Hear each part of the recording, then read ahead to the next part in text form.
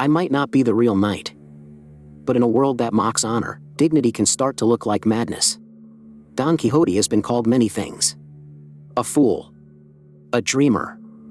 A madman charging at windmills because he believed they were giants. For centuries, people have laughed at him.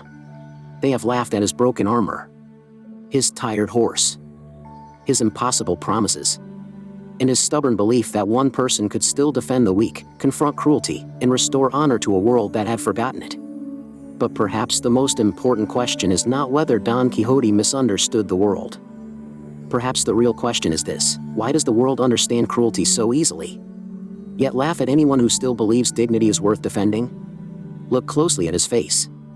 It is not only the face of an old knight. It is a landscape. The roads of La Mancha run through his skin. Windmills rise from his memories. Villages, fields, castles, clouds, and distant riders form the world inside his mind. This is where the transformation begins. Don Quixote does not merely travel through the countryside. The countryside becomes part of him. Every road becomes a promise. Every shadow becomes a danger. Every helpless stranger becomes someone he believes he was born to defend. He sees a world filled with injustice. Sometimes he identifies the danger correctly. Sometimes he does not. But the instinct beneath the mistake remains important. He believes that seeing suffering creates a responsibility to act. The cynical world sees an old man pretending to be a knight. He sees a human being who has waited too long for someone else to stand up. Across the plains, the landscape begins to rise. Hills become shoulders. Roads become armor. Clouds become a weathered face. The whole world takes the shape of the knight he believes he must become.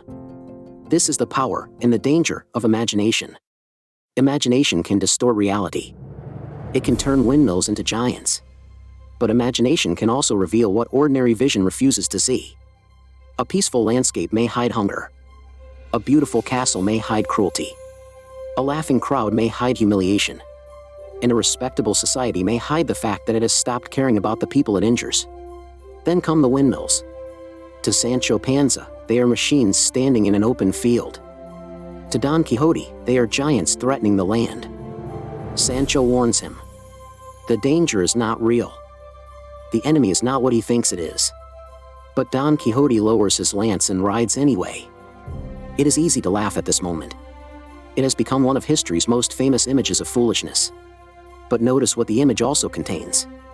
One man is prepared to risk everything against what he believes is powerful. The world is filled with real giants. War. Hunger. Authoritarianism. Propaganda. Greed. Political cruelty. The humiliation of the vulnerable. Don Quixote may attack the wrong giant. But many people see the real giants clearly and choose not to challenge them at all. That is where the laughter begins to feel uncomfortable. Perhaps courage without clear judgment can become dangerous. But clear judgment without courage becomes surrender. Then there is Dulcinea. The great lady he imagines as pure, noble, and worthy of every sacrifice. The person beneath the vision is an ordinary working woman. Don Quixote does not see her ordinary life as something to dismiss. He raises her in his imagination. He gives her dignity. He transforms labor into nobility. Reality and fantasy overlap. Her clothing becomes a gown.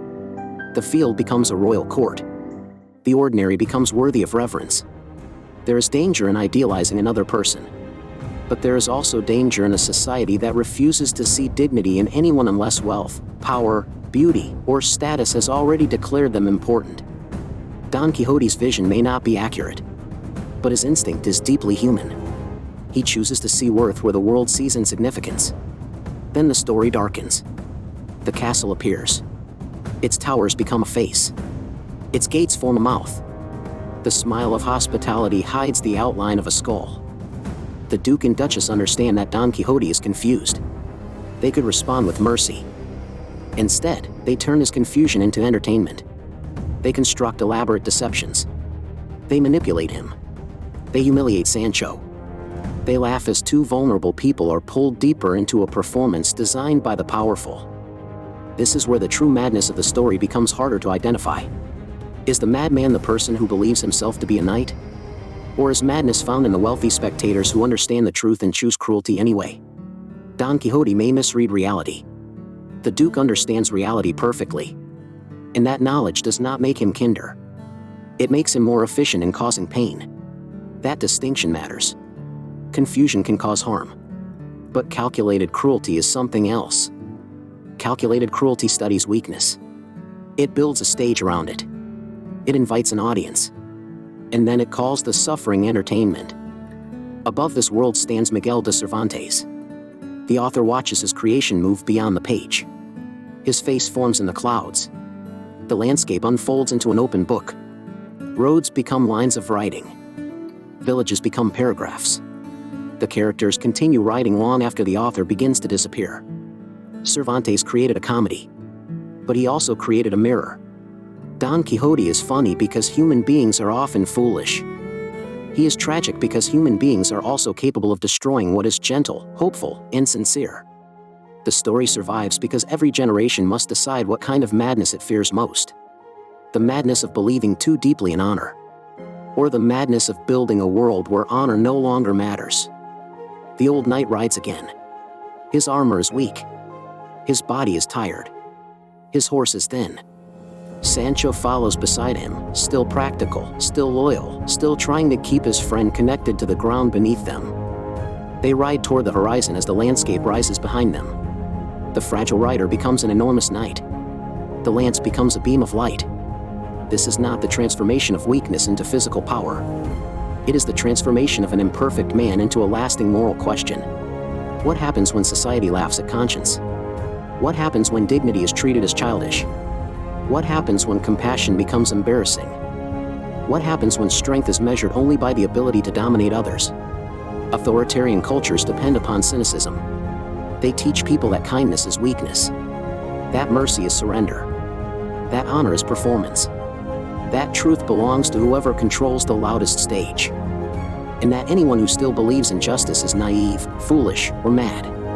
That is why the final transformation does not leave Don Quixote alone. His face becomes the faces of people who defend dignity today. The journalist who continues reporting. The nurse who refuses to abandon the wounded.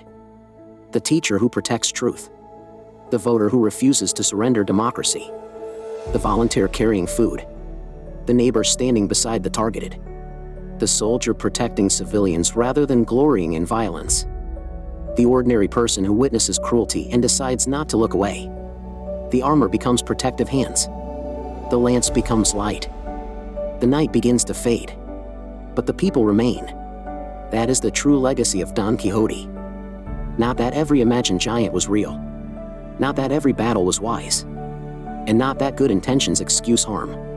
His legacy is the refusal to accept that honor must disappear simply because the world has learned to mock it. Maybe he was mad. But a world that mocks dignity has its own madness to answer for. Honor still needs defenders. Fascism dies when we watch. Canada is watching net. And so is the world.